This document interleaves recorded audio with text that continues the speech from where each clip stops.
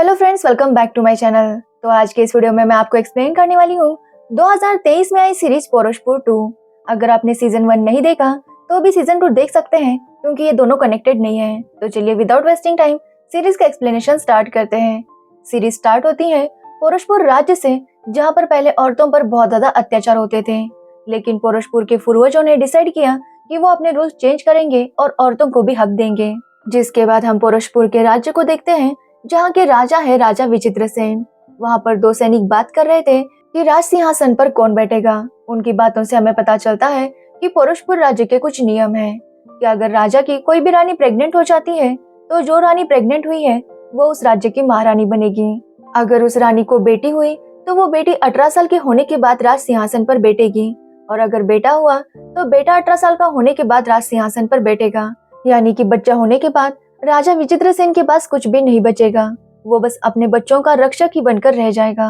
तो वही अगर बेटी होती है तो राज सिंहासन बेटी को मिल जाएगा और उसकी माँ उसकी रक्षक बन जाएगी। यानी इस केस में भी राजा के पास कुछ भी नहीं बचेगा, और इसी की वजह से राजा विचित्रसेन अपनी वाइफ के पास नहीं जाता, ताकि उसकी रानियां प्रेग्नेंट ना हो जाए। और अपनी खुद की जरूरतें पूरी करने के लिए वो हर रोज एक नई औरत के पास जाता है। अब राजा विचित्रसेन की पत्नियों की बात करें तो उसकी 3 रानियां थीं। पहली रानी है स्नेहलता, दूसरी रानी है मधुमती और तीसरी है विशाखा। रानियां भी जानती है कि राजा कभी भी उनके पास नहीं आएगा। जिसके बाद हम रानी स्नेहलता को देखते हैं, जो अपने नौकरों के साथ रोमांस करती है। और स्नेहलता का अफेयर पोरोशपुर के महामंत्री से भी चल रहा था। पोरोशपुर का महामंत्री हमेशा स्नेहलता का साथ देता है। तो वही रानी मधुमती का अफेयर वहाँ के सेनापति से चल रहा था। जब वो दो सैनिक बात कर रहे थे तभी उन्हें एक औरत दिखाई देती है। उस औरत का वो पीछा करते हैं और जल्दी राजा को खबर मिलती है कि महल में रकमाबाई वापस आ चुकी है। जिसके बाद राजा उसे अपने सामने हाजिर करने के लिए कहता है। यहाँ पर हमें पता चलता है कि रकमाबाई एक डॉक्टर है और राजा की वफादार भी। रकमाबाई का यहाँ आना मतलब जरूर कोई रानी प्रेग्नेंट है। राजा उससे पूछने लगता है कि उसकी कौन सी रानी प्रेग्नेंट है, क्योंकि वो भी जानना चाहता था कि किसने उसके साथ धोखा किया है। महल के सब लोग जानते थे कि राजा अपनी किसी भी रानी के पास नहीं जाता। तो वही स्नेहलता भी जानना चाहती थी कि वो कौन रानी है जो प्रेग्नेंट है, क्योंकि अगर कोई रानी प्रेग्नेंट हो गई तो वो महारानी बनेगी, और स्नेहलता नहीं चाहती कि उसके ऊपर कोई राज करे। बहुत पूछने पर भी रकमाबाई नहीं बताती कि कौन सी रानी प्रेग्नेंट है। जिसके बाद राजा डिसाइड करता है कि रकमाबाई को कारावास में डाल दिया जाएगा और वहां पर जाकर वो अकेले में उससे बात करेगा। अब सभी रानियां एक दूसरे पर शक कर रही थी कि कौन प्रेग्नेंट है। जिसके बाद राजा जाकर रकमाबाई से बात करता है और उनसे पूछता है कि कौन सी रानी प्रेग्नेंट है। रकमाबाई काफी ज्यादा डर रही थी, लेकिन फिर भी उन्हें राजा पूछने लगता है। यहाँ पर हमें पता चलता है कि 18 साल पहले राजा को एक बेटी हुई थी, जिसकी माँ स्नेहलता थी। स्नेहलता 9 महीने के लिए महारानी बनी थी, लेकिन डिलीवरी के बाद पता चला कि उसकी बच्ची मर चुकी है। ये देखकर स्नेहलता का दिल टूट गया, क्योंकि वो ना तो माँ बन पाई ना ही महारानी। यहाँ पर हमें पता चलता है कि राजा विचित्रसेन ने ही रकमाबाई से ये सब करने के लिए कहा था। एक्चुअली स्नेहलता की बेटी जिंदा है और राजा ने उसे कैद करके रखा है, क्योंकि अगर स्नेहलता को पता चलता कि उसकी बेटी जिंदा है तो स्नेहलता महारानी बनती और 18 साल के बाद उसकी बेटी उसकी जगह ले लेती। राजा ऐसा नहीं चाहता कि उसका सिंहासन उसके हाथ से चला जाए। वो रकमाबाई से पूछता है कि उसे उस रानी का नाम बताए जो अभी प्रेग्नेंट है, और रकमाबाई भी मजबूर होकर राजा को नाम बता देती है। जैसे ही राजा वहाँ से जाता है, कोई नकाब को आकर रकमाबाई को मार देता है। जैसे ये खबर राजा को मिलती है, वो सेनापति और महामंत्री पर काफी गुस्सा होता है कि उनके होते हुए भी महल में इस तरह के हमले हो रहे हैं। जिसके बाद वो अष्टक से बात करता है, क्योंकि अष्टक ने भविष्यवाणी की थी कि स्नेहलता की बेटी ही महारानी बनेगी। राजा इस बात से बहुत खुश था कि उसने 18 साल पहले भविष्यवाणी बदल दी है। वो अष्टक को इस बात पर चिढ़ाने लगता है कि उसकी भविष्यवाणी गलत साबित हो गई। जिसके बाद राजा सबको दरबार में बुलाता है, क्योंकि वो वहां पर बताने वाला था कि कौन सी रानी प्रेग्नेंट है। राजा दरबार में अनाउंस करता है कि रानी विशाखा प्रेग्नेंट है और अब से वो पोरोशपुर की महारानी भी है। ये सुनकर रानी स्नेहलता और मधुमती काफी गुस्सा होते हैं। यहाँ पर हमें पता चलता है कि रानी विशाखा का भी अफेयर चल रहा था, लेकिन वो जिससे प्यार करती थी वो पोरोशपुर राज्य का नहीं था। लेकिन फिर भी वो छुपते छुपाते रानी विशाखा से मिलने आता है। तो वही राजा विशाखा को ताज पहनाता है, तभी विशाखा बेहोश हो जाती है और यहाँ पर उन्हें पता चलता है कि विशाखा की मौत हो चुकी है। जिसके बाद राजा सबको डांटने लगता है कि अगर महल में रानियां ही सुरक्षित नहीं है तो महल का क्या होगा। सेनापति बताता है कि विशाखा की मौत खीर खाने से हुई थी। ये सुनने के बाद राजा और ज्यादा शौक होता है क्योंकि उसी ने विशाखा को खीर खिलाई थी। जिसके बाद वो जाकर रसोई में काम करने वाले को पकड़ते हैं, लेकिन वहां पर उसकी भी मौत हो चुकी थी। उसका साथी बताता है कि ये रसोई रानी मधुमती का खास था। वहां पर सेनापति को रानी मधुमती का हार भी मिलता है।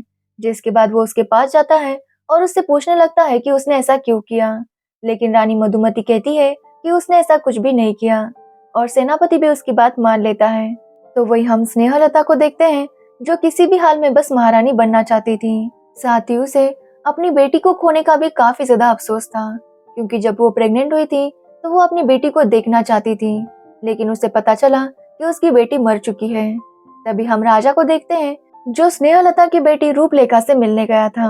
यहाँ पर हमें पता चलता है कि अष्टक ने एक और भविष्यवाणी की थी कि राजा एक दिन अपनी ही बेटी से शादी करेगा और उसकी बेटी राज सिंहासन पर बैठ जाएगी। इसलिए राजा ने रूपलेखा को इस तरह से बंद करके रखा है क्योंकि वो अपनी बेटी से ही शादी नहीं करना चाहता। रूपलेखा राजा से पूछती है कि उसने इस तरह से उसे बंदी बनाकर क्यों रखा है। तो राजा कहता है कि वो अपनी बेटी से शादी नहीं कर सकता और अगर उसने रूपलेखा को मार दिया तो पोरशपुर का सत्यानाश हो जाएगा। ऐसा भविष्यवाणी में लिखा गया है, इसलिए वो रूपलेखा को मार भी नहीं सकता। लेकिन रूपलेखा कहती है कि चाहे जो भी हो जाए वो एक दिन इस राज्य की महारानी जरूर बनेगी और राजा ने अब तक जो भी किया है उसकी सजा भी उसे देगी। जिसके बाद राजा वहां से चला जाता है और वहां पर एक नकाबपोश आता है। रूपलेखा उससे पूछती है कि वो है कौन, तो वो बताता है कि वो रानी विशाखा का लवर है और उसकी मौत का बदला लेने आया है। रूपलेखा कहती है कि वो उसका साथ देगी। जिसके बाद वो दोनों मिलकर प्लान बनाते हैं कि वो राजा को मार देंगे। तो वही अब राजा की एक रानी की मौत हो चुकी थी, इसलिए वो एक और शादी करना चाहता था और उसके लिए स्नेहलता एक चंद्रिका नाम की लड़की को ढूंढती है। स्नेहलता चंद्रिका को बताती है कि उसे राजा को अपने वश में करना है, जिसके बाद वो राज सिंहासन पर बैठ जाएगी। एक्चुअली स्नेहलता चंद्रिका को सपने दिखा रही थी कि वो राज सिंहासन पर बैठेगी, लेकिन स्नेहलता चंद्रिका के नाम पर खुद राज करना चाहती थी। तो वही राजा भी बहुत खुश था और वो जाकर रूपलेखा को बताता है कि वो शादी कर रहा है और फिर से भविष्यवाणी को बदलने वाला है, क्योंकि भविष्यवाणी में कहा गया था कि राजा अपनी ही बेटी से शादी करेगा, जबकि राजा तो चंद्रिका से शादी कर रहा था। जिसके बाद शादी हो जाती है और आज उनकी सुहागरात थी।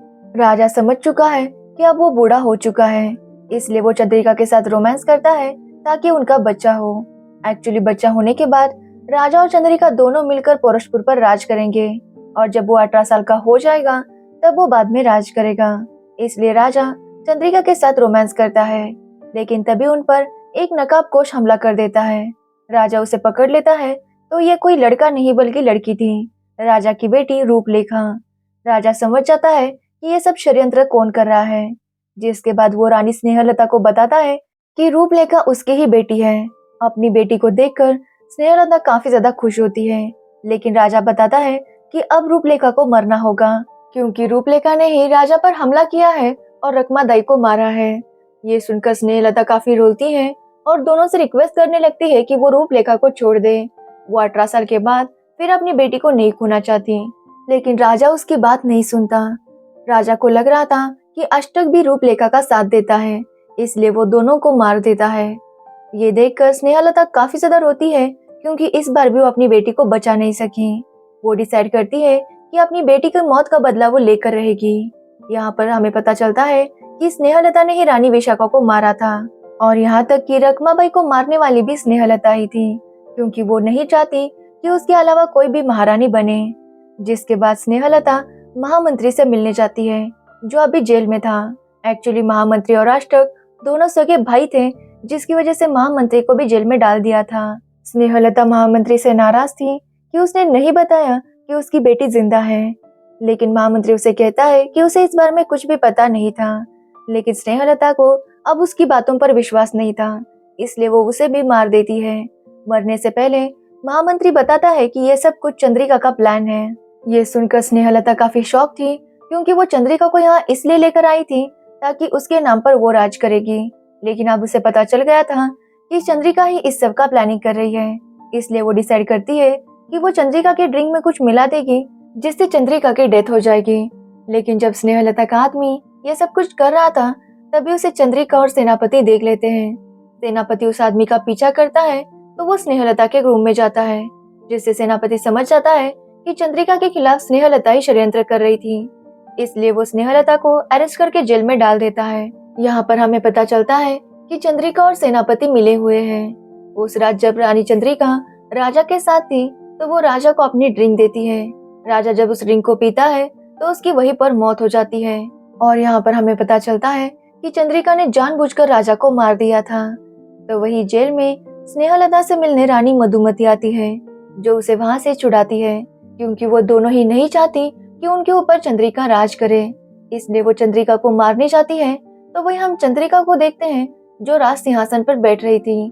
तभी वहां पर स्नेहलता आती है और उसे रोकती है। स्नेहलता कहती है कि इस सिंहासन पर बस उसका हक है और वो चंद्रिका को कभी भी माफ नहीं कर सकती, क्योंकि चंद्रिका की वजह से ही उसकी बेटी की मौत हुई है।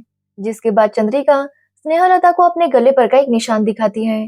ऐसा ही सेम निशान स्नेहलता के नेक पर भी था।